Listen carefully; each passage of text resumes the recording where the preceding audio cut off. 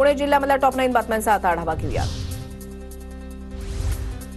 पुण्याच्या मुळशीमधील माणगावच्या नवनाथ पार्किंगची भारतीय जनता युवा मोर्चाच्या महाराष्ट्र प्रदेश सचिवपदी नियुक्ती। युवा मोर्चाचे प्रदेशाध्यक्ष अनुप मोरेंकडून नियुक्ती।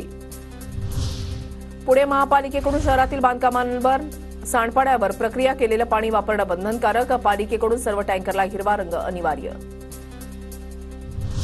पुण्यामधल्या सांडपाणी थेट नद्यांमध्ये प्रदूषण नियंत्रण मंडळाची महापालिकेवर कारवाई। मुळशीमधल्या कोंढावळे ते चिंचवड दरम्यान रस्त्याची दुरवस्था, नागरिकांची तारांबळ। लवकर रस्त्याची दुरुस्ती करण्याची नागरिकांची मागणी। पुण्यामधल्या बोरबस आगारामधील अनियमित बस सेवेमुळे प्रवासी त्रस्त, महामंडळाच्या अधिकाऱ्यांचं दुर्लक्ष। ठोस उपाययोजना करण्याची नागरिकांची मागणी।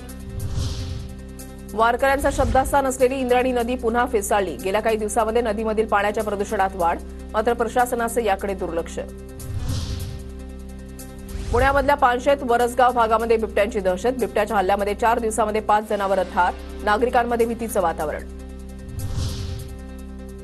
पुण्यातून चोरलेल्या 8 दुचाकी जप्त, जालन्यामधल्या परतूर पोलिसांकडून जप्त, आरोपींविरुद्ध गुन्हा दाखल।